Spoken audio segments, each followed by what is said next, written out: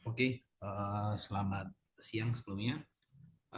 Saya Ardian Wicaksana. Hari ini akan membuat video ajar untuk mata kuliah aplikasi manajemen terpadu di Prodi Manajemen Universitas Pembangunan Nasional Veteran Jawa Timur. Oke, mungkin dari sini saya sambil share screen.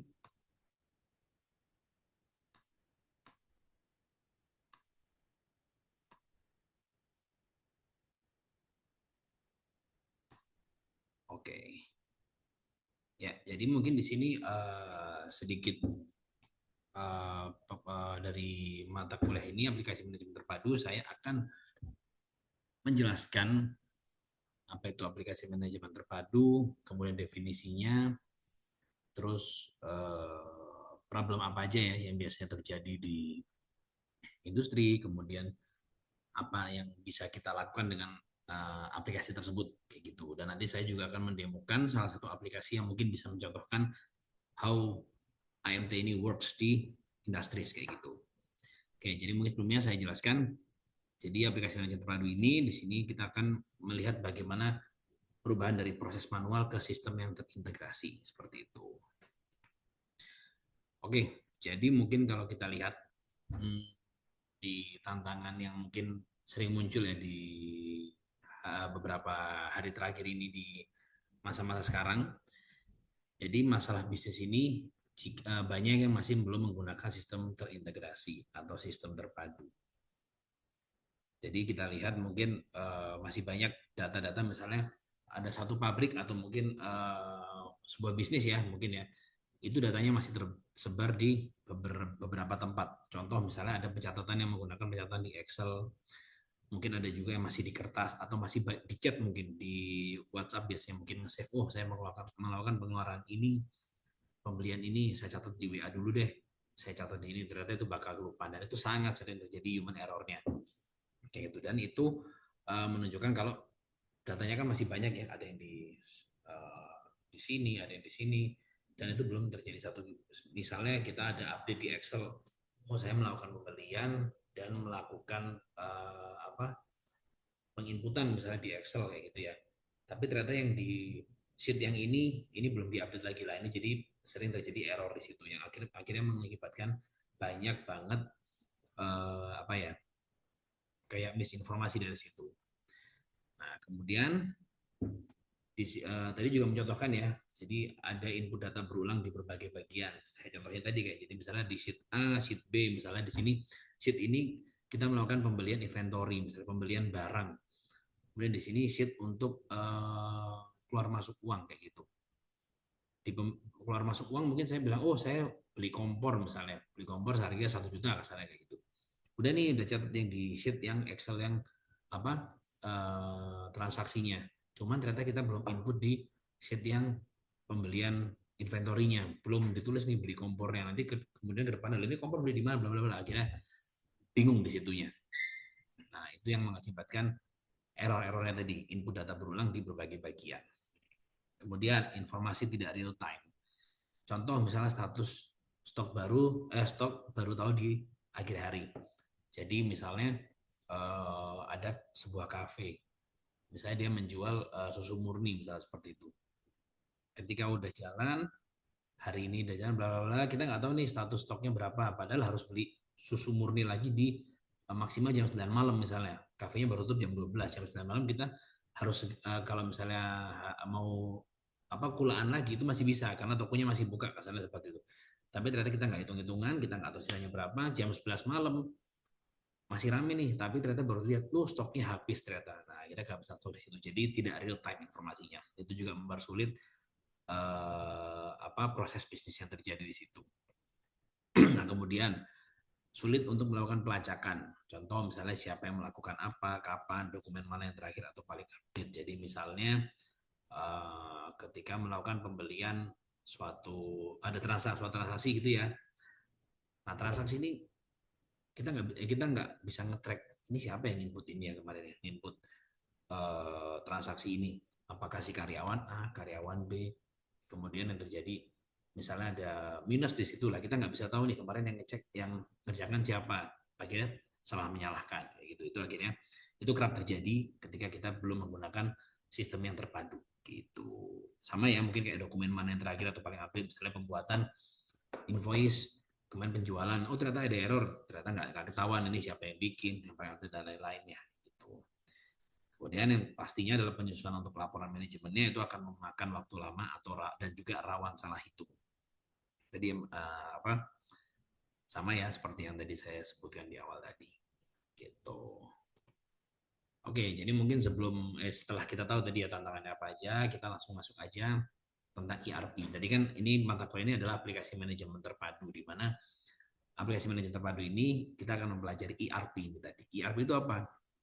Enterprise Resource Planning. Jadi yang mungkin bahasa Indonesianya adalah AMT ya, aplikasi manajemen terpadu sistem. Bukan bahasa Indonesia, lebih simpelnya seperti itu.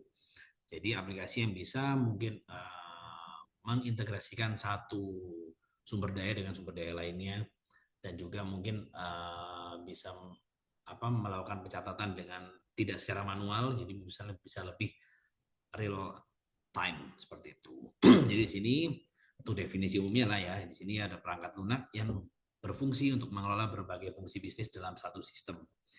Ciri utamanya satu basis data terpusat, terus semua dulu saling terhubung, penjualan, stok, keuangan, dan lain-lain. Nah, ini mungkin contohnya di sistem ini nanti kita juga akan melihat bagaimana misalnya kita melakukan pembelian inventory, melakukan pembelian stok tanpa harus merubah sheet di satunya lagi yang menunjukkan transaksi ini keluar masuk berapa dan lain-lain gitu. Jadi ini modul saling terhubung. Jadi otomatis ketika melakukan pembelian transaksinya tercatat, dan ketika melakukan penjualan transaksinya tercatat juga. Tujuannya menyatukan proses bisnis yang tersebar, mengurangi input ganda dan kesalahan, menyediakan informasi yang cepat dan akurat untuk pengambilan keputusan. Ya, jadi kurang lebih intinya outputnya kita bisa melihat pengambilan keputusannya itu nanti bisa menghasilkan laporan yang baik yang bisa berfungsi untuk si pemilik bisnis tadi mengambil keputusan. Misalnya kelihatan stoknya habis, bla bla bla. Oh, saya harus pulaan di tanggal sekian sebanyak berapa banyak dan lain-lain seperti itu. Kurang lebih itu ERP. Nah, modul-modul apa aja sih yang dipelajari dalam ERP ini nanti? Jadi secara besar gambarannya, karena kita kan tadi mungkin bicara tentang laporan keuangan yang utamanya ya. Jadi dari modul-modul ERP ini, pertama kita ada modul sales atau penjualan. Jadi di sini kita bisa catat untuk pencatatan order pelanggan dan penerbitan invoice. Jadi order pelanggan itu bisa tercatat dengan baik di sistem ERP, lengkap dengan nanti berhubungan dengan stoknya yang tercatat juga di sistemnya gitu. Kemudian ada juga untuk pembelian atau purchasing. Di sini bisa kelihatan permintaan pembelian, kemudian order ke supplier juga. Kemudian persediaan atau inventory, pencatatan stok masuk dan keluar, monitoring stok minimum. Ini nanti bakal kelihatan semuanya. Dan yang terpenting adalah outputnya yaitu keuangan dan akuntansinya. Kita bisa lihat jurnal otomatis dari transaksinya dan juga laporan keuangannya. Nah, di bawah ini opsional ya, jadi mungkin ada modul lain juga yang sesuai dengan kebutuhan bisnis seperti produksi, misalnya kayak pabrik, suatu pabrik, misalnya pabrik mobil, misalnya kita kan berarti ada nanti assembly-nya harus beli roda, mesinnya, sabtu kaca dan lain-lain, itu baru jadikan satu diproduksi. Nanti ada biaya produksi bla bla bla, itu kalau opsional yang lebih rumit. Tapi ini kita nanti simpel aja. Kita akan melihat sistem ERP sederhana yang dilakukan di bisnis sederhana. Gitu. Ini juga ada untuk SDM juga, jadi ada HRM, CRM dan lain-lain. Itu sesuai dengan kebutuhannya. Intinya ERP adalah mempermudah sebuah bisnis supaya kita bisa lihat lebih jelas ya gitu. Oke. Proses bisnis contohnya di sini mungkin adalah order to cash. Jadi nanti mungkin yang akan saya demokan selain mungkin adalah pengenalan ERP itu seperti apa. Jadi di sini mungkin saya juga fokus alur dari penjualannya dari awal sampai akhir. Jadi bagaimana barang itu dari kita ya, kita kosongan, kita mau beli barang, masuk ke stok, nanti dari stok kita jual berkurang berapa, atau mungkin dari gudangnya nanti kita lihat juga isinya berapa, sampai nanti kita lihat laporan keuangannya gitu. Nanti dari awal sampai akhir itu akan record di sistemnya. Kemudian tahapan utamanya di sini pelanggan melakukan pemesanan, bagian penjualan order sistem, gudang menyiapkan bagian barang, bla bla bla, sistem membuat invoice penjualan, pencatatan pembayaran dari pelanggan ya seperti saya sampaikan tadi ya. Kemudian yang perlu diperhatikan di sini satu transaksi bisa mempengaruhi stok barang, piutang pelanggan dan laporan keuangan. Nah, nanti all bisa kebaca di sistem ERP-nya. Seperti itu. Oke, jadi di sini secara umumnya ya tujuan pembelajarannya setelah melakukan sesi ini, mahasiswa diharapkan dapat yang pertama mungkin menjelaskan secara singkat apa itu aplikasi manajemen terpadu atau ERP.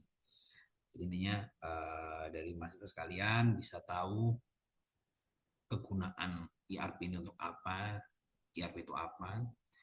Kemudian bisa juga mengidentifikasi untuk modul-modul utama dalam ERP seperti yang tadi ya, sales inventory, finance dan lain-lain. Mengikuti alur proses bisnisnya, order to cash di sistem ERP. Kemudian mengamati bagaimana satu input transaksi berdampak ke modul lain. Dan yang terakhir merefleksikan manfaat dan tantangan penggunaan ERP di perusahaan. Seperti itu. Oke, cukup jelas ya ada tujuannya hari ini ya. Nah, jadi di sini mungkin sedikit flashback lagi yang manfaat dari ERP sendiri seperti yang tadi kita bahas di awal ya. Jadi data perusahaan bisa lebih terpusat dan konsisten, mudah dicari dan analisis. Nah, ini contohnya mungkin gampang ini. Terpusat dan konsisten ini misalnya ada apa ya pembelian yang bermasalah misalnya dari penjualan yang bermasalah misalnya kita menjual suatu barang ternyata barang ini dan beberapa hari kemudian orang ini balik kembali lagi kayak Pak ini ada cacat produknya nih saya mau diretur apa bisa nah ini nanti di sistem juga bisa dilakukan seperti itu nah kita sebelum meretur kan lihat dulu invoice-nya nomor berapa ya nomor 1234 kita cari di sistem kebuka spread nah kita lakukan retur itu bisa dilakukan juga gitu. Kemudian proses bisnis itu bisa lebih cepat dan transparan dan lebih mudah diawasi. Terakhir, laporan manajemen bisa dibuat lebih cepat, mendukung dan juga untuk mendukung pengambilan keputusan. Nah, ini manfaatnya, cuma tantangannya juga ada ya. Jadi untuk tantangannya, secara biaya pasti itu akan lebih mahal daripada manual. Kenapa ya? Karena ada waktu yang dibeli kasarnya gitu ya. Jadi kita nggak boleh kadang berpikir, mending gratis saja Pak, saya masih bisa lakukan ini itu. No, menurut saya kalau bisnis nowadays itu kita juga harus menghitung biaya menghitung waktu yang kita beli kasarnya gitu jadi kita spend money itu sebenarnya juga save time kasarnya gitu jadi kita membeli waktu itu jadi secara lisensi dan implementasi pastinya ya karena lisensi pasti mahal sistem-sistem seperti ini itu ya pasti akan memiliki data security yang sangat-sangat bagus ya karena kan ini confidential ya untuk pelanggan dari ERP tersebut misalnya ada berlangganan sesuatu lah itu nanti yang bisa dibilang akan sedikit cost money di situ. Nah, kemudian perubahan cara kerja di sini juga karyawan perlu adaptasi dan pelatihan. Jadi pasti karyawan juga akan melakukan adaptasi harus input di sini, di sini dan mungkin dia kaget ya secara selama ini bisa nah saya bikin manual aja bla bla bla ternyata ketika di sistem waduh ternyata semua kecatat nih di sistem mungkin dia sebelumnya main curang apa gimana itu bisa kecatat bisa kelihatan di situ lah itu mungkin juga perlu adaptasi dan pelatihannya. Nah, jangka panjangnya mungkin akan ketergantungan pada sistem. Misalnya sistem ini bermasalah, proses bisa terganggu. Misalnya, ada masalah di servernya si aplikasinya nih. Ada error apa gimana, nah itu pasti akan proses akan sedikit terganggu. Cuman itu mungkin tergantung dari sistem yang akan kita gunakan. Gitu. Kualitas data, sistem bagus tetap tergantung kedisiplinan input data. Jadi tidak serta-merta kita menyerahkan blur dikerjakan sistem semua. Enggak. Inputnya kan tetap kita. Ketelitian juga tergantung pada kita. Gitu. Oke, jadi sebelum masuk demo sistemnya, jadi di sesi ini kita akan melihat contoh penerapan aplikasi manajemen terpadu atau ERP tersebut. Kita akan menggunakan sistem ERP berbasis cloud. Nah, ini contoh sistemnya saya akan menggunakan aplikasi Mekari Jurnal namanya. Sebagai ilustrasi ERP, akuntansi, dan bisnis. Sebenarnya banyak banget sistem yang bisa kita gunakan. Untuk pembelajaran kita biasanya kita menggunakan aplikasi Bima, Udo, ataupun yang lainnya juga. Nah, di sini kita akan melakukan pengantar demonya menggunakan Mekari Jurnal. Jadi, intinya kita melihat proses bisnisnya aja. Kita tidak melihat bagus ini bagus itu. Saya akan menjelaskan bagaimana proses bisnisnya itu berjalan gitu. Fokus demo kita lebih ke pencatatan transaksi penjualan, kemudian dampaknya terhadap stok, piutang, laporan keuangan. Nah, di sini mahasiswa bisa memperhatikan ya menu apa yang digunakan untuk tiap step yang kita kerjakan, kemudian data apa saja yang perlu diinput, modul mana aja yang berubah setelah disimpan. Dan jangan lupa untuk pencatatan urutan langkah proses penjualan diperhatikan, perubahan angka di stok dan laporan keuangan pun juga. Oke, clear ya sampai sini ya. Oke, saya akan masuk ke aplikasi Megari Jurnal ya. Oke, kurang lebih tampilannya seperti ini. Jadi untuk aplikasi Megari Jurnal ini kita adalah aplikasi ini mungkin saya buka di sini ya. Untuk mencatat sistem keuangan dan laporan keuangan seperti itu ya. Jadi di sini udah lengkap banget. Sebenarnya di sini ada tampilan dari Megari Jurnalnya di utamanya ini adalah dashboardnya. Kita bisa di sini langsung create sales invoice, sales order, purchase invoice, bla bla bla dan lain-lain. Nah, cuman di sini nanti saya mungkin nggak fokus di sini ya dulu, tapi how to process, how the process work in aplikasi ini, gitu ya. Nah, jadi di sini nanti untuk aplikasi sendiri akan terbagi tiga. Saya akan menjelaskan yang pertama, nanti ada tiga proses. Yang pertama input, proses, sama report.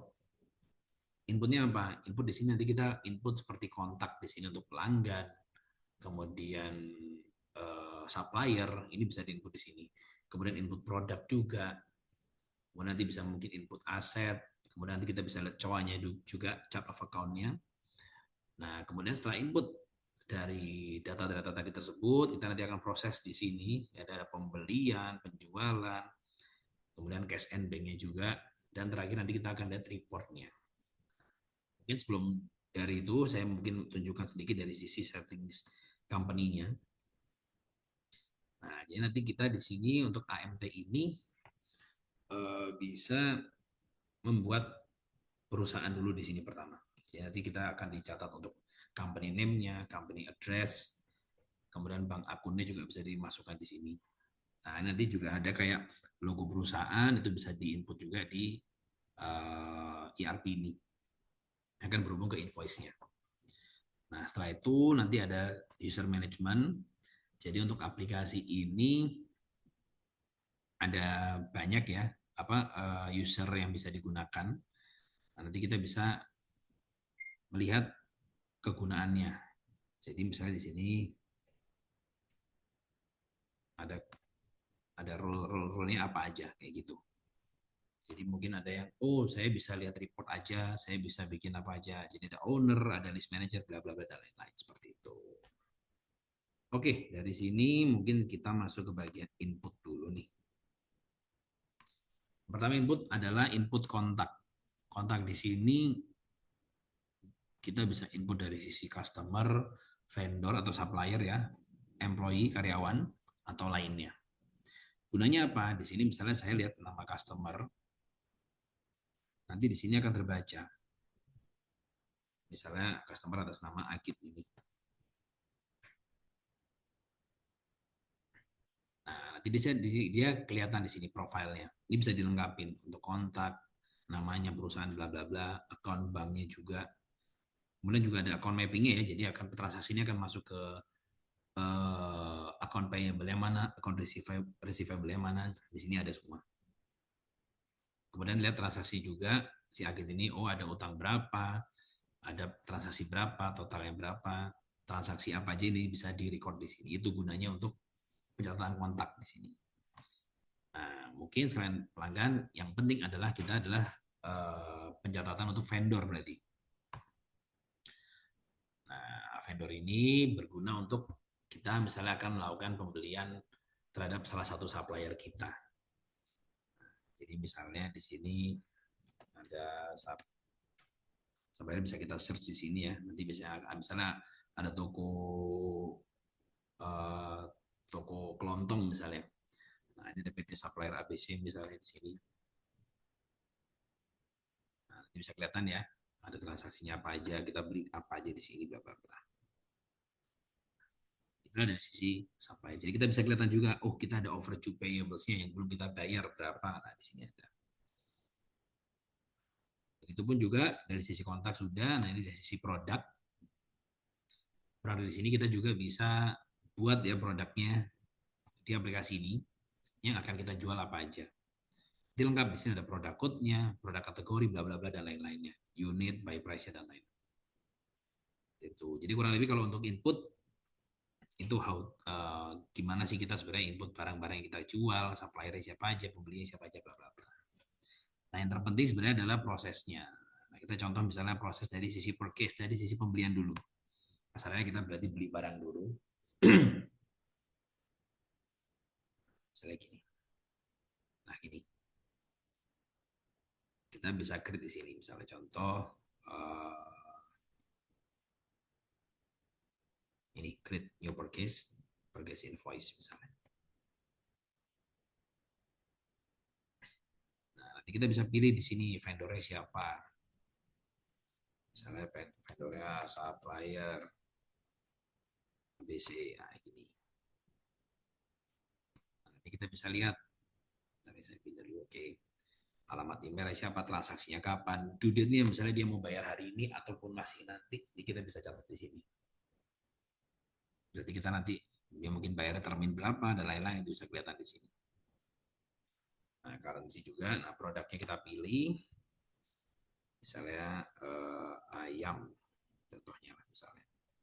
Ya. Nanti deskripsinya, kuantitinya berapa, nanti bisa kelihatan. Nah, stoknya masih ada 54,9 misalnya kuantitinya. 54,9 kilo. Nah, kita mungkin di sini, anggaplah kita beli 10 kilo berarti. Nah, nanti berarti stoknya akan dikurangi 10 kilo gitu. Unit price-nya, nah ini biasanya harusnya kalau produknya kita tulis sudah muncul harganya. Cuman mungkin kita di sini perlu isi manual aja, 50.000 misalnya. Dan nanti kita disesuaikan untuk pajaknya juga. Nah, create aja di sini. Jadi di sini udah kelihatan purchase invoice successfully created.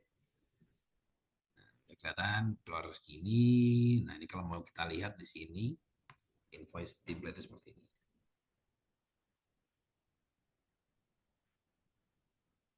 PT kita udah keluar ayam, udah kebeli ayam sebanyak 10 kuantitinya, bla bla bla.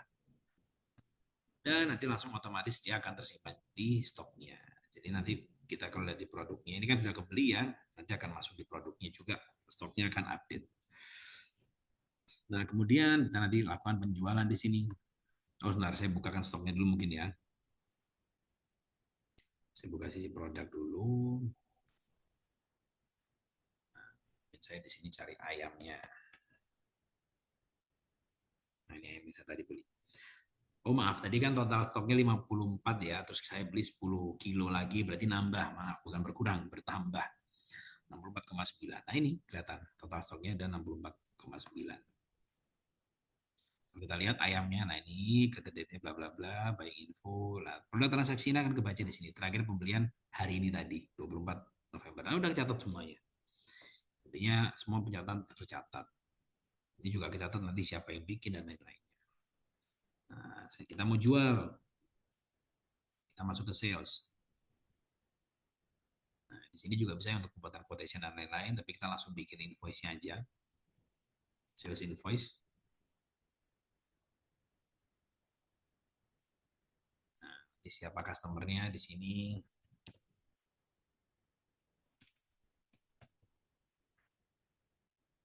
Misalnya ini ya, ada nama untuk atas nama Ardian, transaksi hari ini, bla bla bla, produk ayam.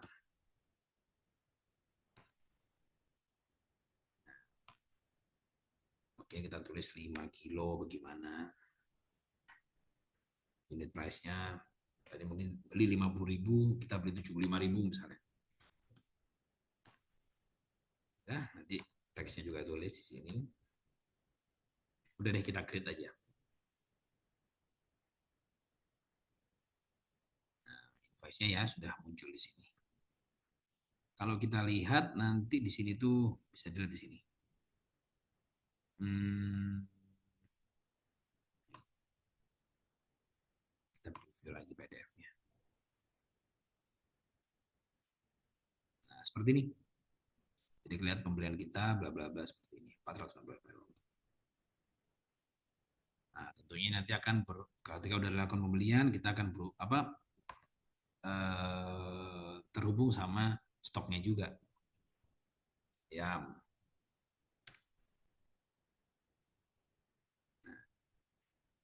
ini tadi kan 64 stok ya, 64 kilo ya. Udah berkurang lagi jadi 49. Nah, karena berkurang 5 kilo barusan. Itu transaksi yang sama di hari ini. Itu kurang lebih seperti itu. Kemudian nanti inti dari garansinya adalah di sini. Yang dibutuhkan dari aplikasi ERP manajemen terpadu adalah di sini reportsnya. Mungkin contoh kita bisa lihat profit and loss-nya di sini. Nah, kita bisa tarik datanya mulai misalnya sampai hari ini kita filter misalnya. Nah, ketika akan kebaca seperti ini. Nanti bisa diekspor jadi PDF juga. Gitu. Jadi kalau kita ekspor, sebentar. Kita lihat di sampelnya aja. Nah kayak gini. Jadi nanti kita agak kelihatan laba ruginya berapa, pendapatan, harga pokok, terus biaya operasional, pendapatan lainnya akan tercatat dengan clear di sini. Jadi nggak akan ada lagi kelewat-kelewat pencatatan yang terlewat ya di ketika kita menggunakan sistem ERP. Gitu. Oke, jadi mungkin kurang lebih seperti itu kalau penggunaan di sistemnya langsung ya. Jadi intinya dari sini kita bisa belajar kalau menggunakan aplikasi manajemen terpadu ini kita bisa apa ya, melakukan pencatatan yang dengan baik, dengan clear, mulai dari pertama input produknya, kemudian input apa tadi vendornya dan lain-lain itu sudah pertama kita harus menyiapkan data kita dulu, intinya kita harus sediakan database kita dulu. Baru nanti selanjutnya adalah prosesnya. Ada transaksi pembelian, kemudian transaksi penjualan seperti itu, dan sampai pembuatan reportnya. Gitu. Dan reportnya yang dibutuhkan itu dari sisi pebisnis pengguna ERP itu pasti reportnya, karena itu yang akan menentukan apa mau di gimana ini, misalnya ada sistemnya kelihatan berkurang segini penjualannya, berarti kita harus melakukan promosi lagi atau bagaimana, itu akan tergantung dengan laporan tadi. Nah, jadi intinya seperti itu. Nah, mungkin di ujungnya tadi di ujung pertemuan ini ya, intinya kita di sini sudah bisa mengenal konsep aplikasi manajemen terpadu ataupun ERP. Jadi banyak ya sistemnya, nggak itu tadi aja. Ada banyak contoh, cuman ini secara gambarannya, secara garis besar menggunakan aplikasi yang tadi saya gunakan. Nah, kemudian dari sini mahasiswa juga bisa melihat contoh proses bisnis penjualan di sistem ERP. Jadi mungkin contohnya tadi saya sudah contohkan ya, gimana kita bahkan sebelum dijual kita beli barangnya dulu, kita jual, baru nanti kita lihat reportnya, itu lengkap tadi seperti itu. Intinya ERP seperti itu. Nah mungkin sebelum menutup perjumpaannya, mungkin ada sedikit reflection ya buat teman-teman mahasiswa di sini. Mungkin di sini nanti bisa untuk tugas tambahan ataupun untuk refleksi aja. Jadi kita bisa membedakan dari mahasiswa, teman-teman mahasiswa, tolong dibedakan ya, apa perbedaan utama antara proses penjualan manual dan proses penjualan dengan ERP. Kemudian yang kedua, bagian proses mana yang paling terbantu dengan ERP. Gitu ya. Tadi kan ada banyak yang kita bantu, ada inputnya, prosesnya, penjualannya, apa outputnya. Itu yang paling terbantu mana nih dengan menggunakan ERP. Ketiga, meskipun sudah menggunakan sistem, risiko apa sih yang masih mungkin terjadi walaupun sudah memakai ERP gitu ya. Jadi tadi sebenarnya saya sudah contohkan juga tantangannya, tantangan menggunakan ERP itu apa aja, itu mungkin salah satu jalan menuju risikonya, kasarnya gitu. Yang terakhir, jika kamu menjadi manajer atau business owner, informasi apa yang paling kamu butuhkan dari ERP? Nah, tadi sedikit banyak sudah saya spill sebenarnya. informasi apa sih yang paling digunakan, yang paling dibutuhkan dari sistem ERP. Gitu. Oke, mungkin that's all dari video ajar kali ini dari mata kuliah aplikasi manajemen terpadu. Saya Adil Jaksana mengucapkan terima kasih banyak. Assalamualaikum warahmatullahi wabarakatuh. Selamat siang.